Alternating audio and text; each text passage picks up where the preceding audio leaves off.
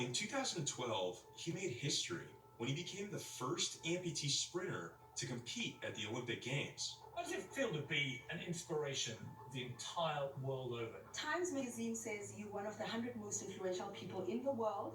Then, 6 months later, everything changed. Inspiration the entire world over. Times magazine says you're one of the 100 most influential people in the world. Then, 6 months later, everything changed.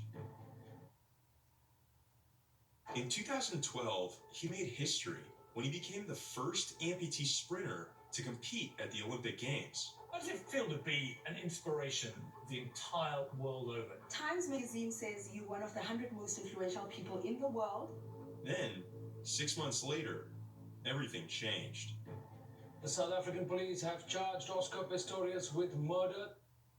Many people considered Oscar Pistorius a hero for his athletic achievements, but should he have been admired in the first place? The new podcast, False Idol, re-examines the life of Pistorius. Tim Rohan is the host of False Idol podcast. Good morning. Thanks for being with us. Hi, thanks for having me. So talk about why is this, I think we all know the facts behind what happened with Oscar Pistorius, but your perspective in this podcast is maybe we were all viewing this story from just his point of view and the media was? Is that the gist of it? Yeah, when I went back and looked at the media coverage, it seemed like often we were focusing too much on Pistorius, this hero who had killed his girlfriend, and not enough on Reva Steenkamp, whose life was tragically cut short. And so we wanted to tell the story, revisit the story, but tell it from a different perspective, from the perspective of Reva Steenkamp, from the perspective of the victims involved here, and the lives that Pistorius changed along the way. And also, there's a lot of important themes at play here. There's hero worship, toxic masculinity, gender-based violence, and race and privilege in post-apartheid South Africa. So we wanted to take a closer look at those issues while looking at the story from a different perspective. And obviously, all those issues I just raised, they're very relevant in 2021 still. How much of an impact did it have that there was a female prosecutor involved in this case? Yeah, no, we got a chance to talk to Andrea Johnson, who was a prosecutor fighting on Reva's behalf, and she really walked us through every aspect of the prosecution strategy in charging Pistorius with murder. And she talked at length about, she had a daughter who was around high school at the time, and just what it was like prosecuting this case of a woman who died at the hands of a man, where violence against women is a huge, huge issue in South Africa, and obviously here in the United States too.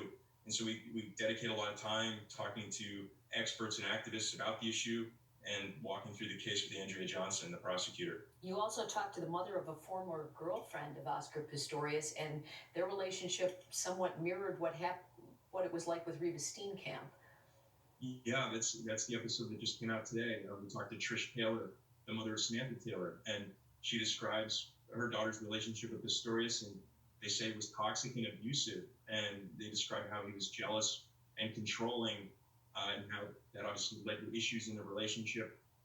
And there were, multiple occasions where, Samantha, the daughter who was dating Pistorius, was afraid of him. And prosecutor Andrea Johnson later, they were drawing parallels and comparisons between Samantha Taylor's relationship with Pistorius and Reva Steenkamp's. And Reva, obviously, was the one who lost her life. But clearly, despite maybe some of the challenges that you bring up, the system worked, did it not? Yeah, so, through the process, the murder trial was very prolonged, and there was an appeal. And at first, I think a lot of people, Pistorius was convicted of culpable homicide, and a lot of people thought that was too lenient, and so it was appealed, and eventually it was upgraded, the charges upgraded. But yeah, there's a lot of nuance there, but I think people in the end think they got it right, but maybe not the first time around. How long is Oscar Pistorius in jail for? He's up for parole in 2023, so I believe it was around 15 years. I believe that was the number.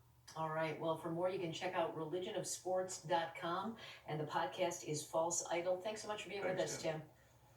Thanks for having me. Time out for On Time.